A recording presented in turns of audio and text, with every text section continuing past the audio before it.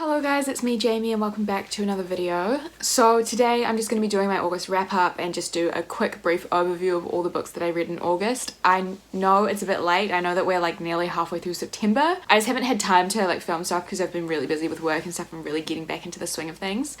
But now I think I have found like a good routine for me that works with like booktube and stuff like that. So here I am doing my August wrap up. So I read 6 books in August, which I know for some people on booktube is like nothing. That's like what they read in a week. But for me, I thought it was pretty good because I just haven't been in a reading mood much at all this year. So I'm pretty happy that I managed to read 6 books. I also spent the majority of August going through a breakup as well. So I definitely like spent a lot of time being sad. But also it was good because I got to escape into some like other worlds and stuff. So yeah, although I do feel like my breakup did kind of impact the way I like felt about some of these books. I don't know, we'll get into it, but let's just get started. So the first book I read in August was Normal People by Sally Rooney. This book took me forever to finish because I was literally in the middle of this when I broke up with my boyfriend. So after that happened for like the full week or 2 weeks afterwards, I was just like, I'm not touching this book.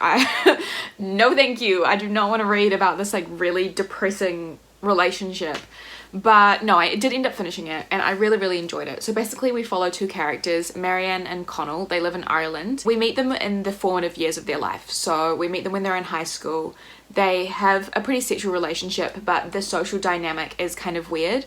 And then we just follow them over the years while they're in college and while they're just kind of experiencing living their lives as a young adult. I definitely think that this is more of a character study than a very plot heavy book. Not a lot happens, but the characters develop so much and we learn so much about them, and they definitely really change each other. For example, in the beginning, Marianne's really weird. No one really wants anything to do with her at school. Everyone thinks she's really strange. Connell likes her, obviously, but when they're at school, he literally pretends not to know her.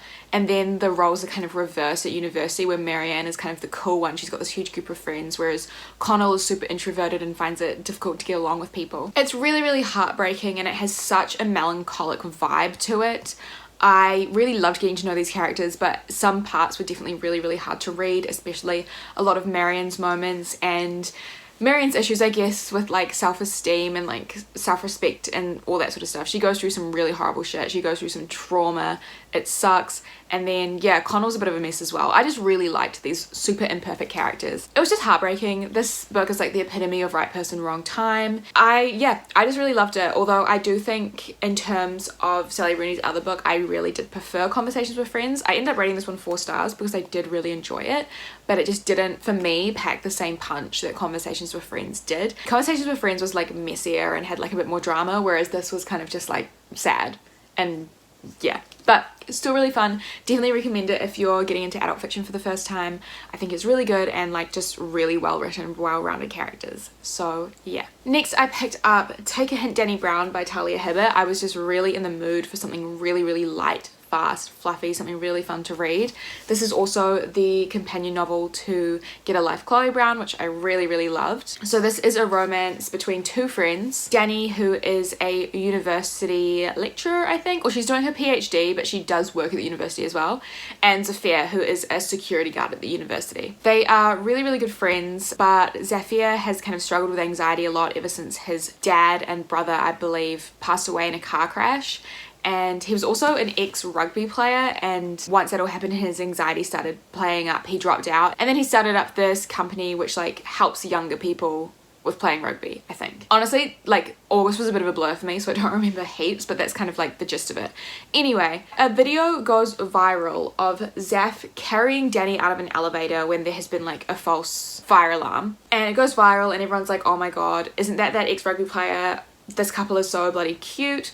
So they decide to start faking a relationship in order to get more publicity for Zaf's company. And the motive for Danny is that she really wants a fuck buddy because she doesn't do relationships. So she sees Zaf as like the perfect fuck buddy because they're friends and he's like hot. I don't know. I rated this 4 out of 5 stars. I really did enjoy it, and it really was the book that I needed at that time. It was super fast, and Talia Hibbert has such an excellent way of like creating these really realistic and believable characters. It did kind of disappoint me in terms of the fact that I loved Get a Life, Chloe Brown. I felt like the motives between the relationship for this one was slightly less developed, and I also kind of I just think I prefer enemies to lovers more than friends to lovers. Also, this did have kind of the downfall of the fact that it happened in Get a Life Chloe Brown as well, whereas like the third act, for some reason the couple just like doesn't work. Like they go through some really random obstacle that literally just doesn't need to happen, and it ends up dragging the book on a whole lot more. And I didn't mind it so much in Get a Life Chloe Brown, but because it happened again in Take a Hint Annie Brown, I got slightly more annoyed. And I just know that Talia Hibbert is a better writer than that. I just think it's a trope that doesn't need to happen. The couple just doesn't need to break up. Like they already go through so many obstacles in the main like meat of the story. They don't really need to have a second sort of breakup thing. I don't know, it's just something that bothers me. But yeah, I definitely cannot wait for the next installment in the Brown sisters, because I believe there's going to be a book about Eve Brown, which I'm really excited for. And I did definitely really like this. It's just hard because I'm comparing it to Get a Life Chloe Brown, which I liked a lot more. Also, again, maybe I was just feeling cynical about relationships, but yeah, it's still a really good book if you're new to the romance genre, but I would definitely just start with Get a Life Chloe Brown. The next book I read in August was Six of Crows by Leigh Bardugo, and then right afterwards I read Crooked Kingdom, also by Leigh Bardugo. I actually did a full reading vlog for both these books, so you can go and watch that if you would rather get like a more in-depth view of my thoughts, but I will talk about them here briefly. So Six of Crows and Crooked Kingdom is a fantasy duology about this group of criminals who are put together to commit like a prison heist. I loved Six of Crows. I ended up rating this 5 out of 5 stars. This was also a reread for me, and the first time I read it, I rated it 4, but then since I read that, I read the entire Grisha trilogy first, and then I read this, which I hadn't done before. And I feel like that really did impact my enjoyment because I had a lot more knowledge of the world, and also I kind of think the Grisha trilogy sucks. So this, in comparison to the Grisha trilogy, I was like, yeah, actually this is like the blueprint for like a perfect YA fantasy. Honestly, it's so much fun. I loved the characters so much more, obviously, and I just think it's such a well-written book. They're so funny. All the characters and their interactions together are so great. I did go in my vlog on this huge Mateus rant because I feel like he gets so much unnecessary hate, and I personally love him as a character. I also think in terms of like character development and like story structure and plot points, this is probably like the most perfectly crafted fantasy book in terms of that sort of stuff. Like you have the perfect amount of character backstory and like character development in terms of like exciting like action-filled plot scenes. Does that make sense? I don't really know, but like yeah, I just thought it was incredible. Kazbreker really shone for me in this reread as well, whereas last time I read it I like didn't really care for him. I thought he was kind of pretentious, but I really loved him, and I'm so glad that I enjoyed this book so much more, and I definitely recommend checking out my vlog if you want to know more about my thoughts. Crooked Kingdom, however, was kind of a disappointment. I actually ended up rating it 3 out of 5 stars. I just feel like it did not live up to the first book. I thought it was so unnecessarily convoluted. Like the plot points just really didn't link up. It was also really boring, like compared to the first one. There were some moments that were really exciting, but the majority of it I found myself to be quite bored. I think every scene with Inej was the most interesting. I thought Inej's chapters were the most interesting, which is different because in the first book I found Nina and Mateus's chapters to be the most interesting. I also feel like it's a shame because I feel like Leigh Bardugo had not developed and fully fleshed out Wylan and Jesper as individual characters. So because we got so much of their individual backstories in this book, I just didn't care as much because they weren't as fully fleshed out in the first book. However, I would change nothing about the first book. So I think, honestly, as much as I hate to say it, I honestly think they should have just kind of stayed as side characters, and we should have really kind of highlighted Inej, Kaz, Nina and Mateus a lot more in this book, which does suck, but I just do think it's something that Leigh Bardugo kind of should have worked on in this book. I just do not think Wylan and Jesper were developed enough, and that led to me finding their backstories really, really boring, which is a shame because I love them so much for like what they provide in the first book. I also feel like there was this really weird scene with Nina and Mateus like in the village, and there were these weird kind of like mechanical people that just never showed up ever again. So I was like, I don't really know what that was about. Also, this book just did not need to be more than 500 pages long. It just dragged on so much. I feel like I'm saying like such shitty things about it. Like I did really enjoy like Inej's storyline, and like there was so many beautiful Kaz and Inej moments, so many beautiful Nina moments.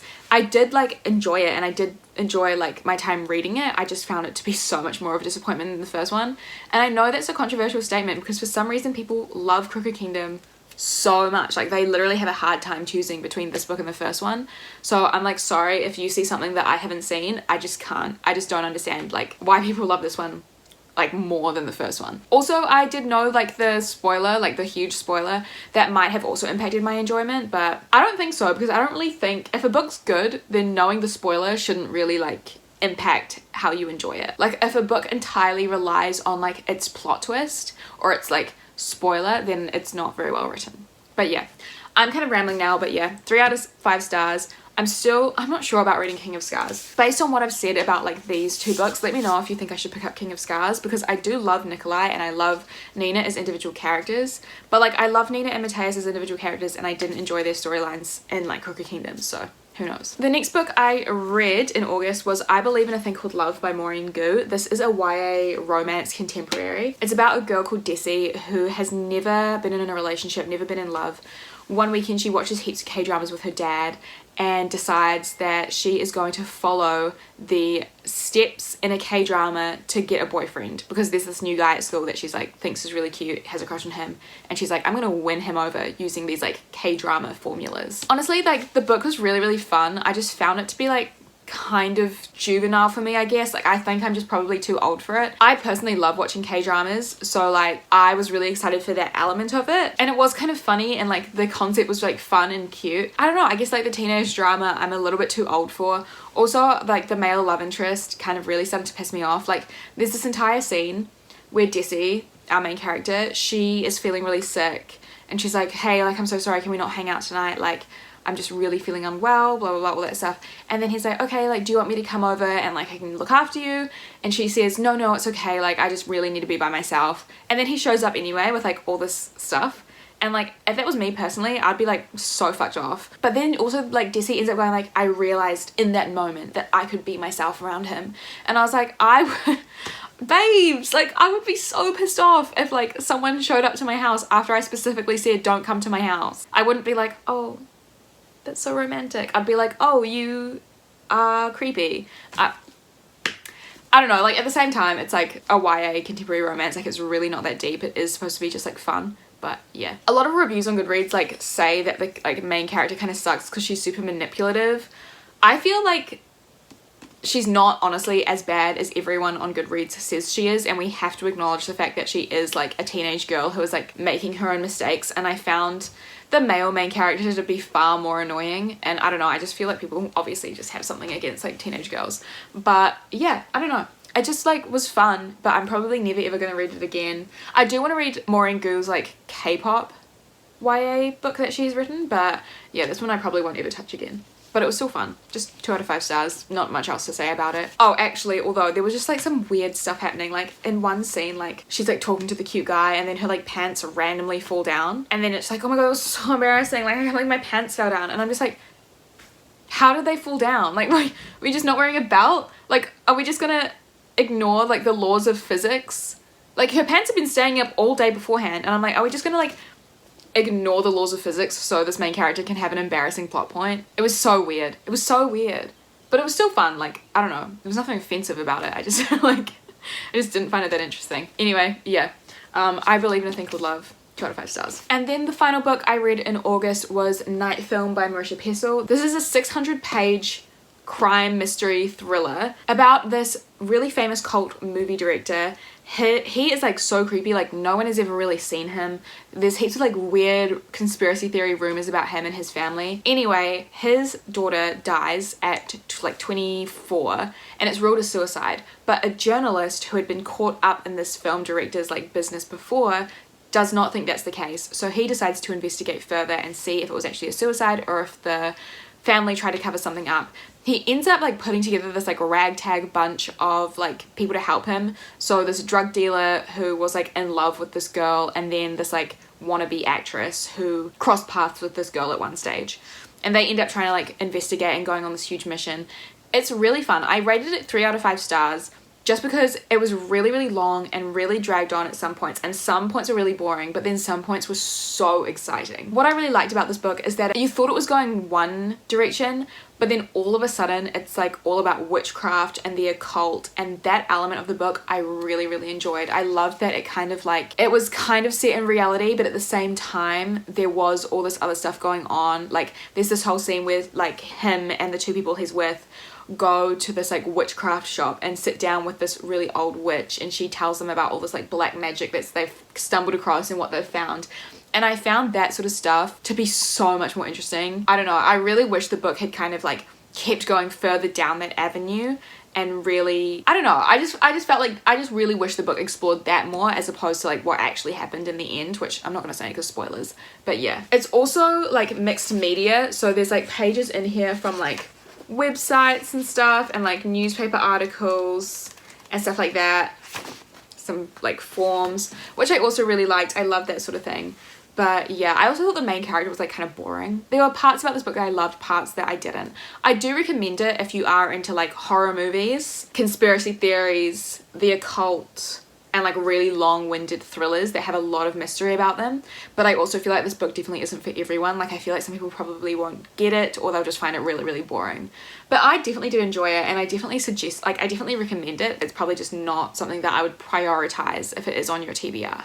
But it is still really fun like to read while you're reading other stuff as well. I honestly don't have much else to say about it. I feel like I read it over like the span of 3 weeks while reading other stuff, but just because like I had to kind of read it in like one go. Oh, and at the beginning also it was really, really scary, so I couldn't read it at night as well because I'm a child. But yeah, 3 out of 5 stars, really fun. Honestly, if you know a book that has like the vibes of this one, like the occult sort of stuff, please let me know, because I genuinely love that so much, and if it was more about that, it would be a 5 out of 5 star book. But yeah, please recommend if you know of any other books like that. So those are all the books that I read in August. Sorry, I know this wrap up is kind of weird. I haven't done a wrap up in a long time, and honestly this month has been such a weird headspace, but I'm so glad to get back into reading for September. Hopefully my September wrap up will be a little bit more coherent. But yeah, so again, thank you so much for watching. Let me know what you read in August, and hopefully I will see you in another video very soon. Bye. But she said, Cindy, don't cry, and I don't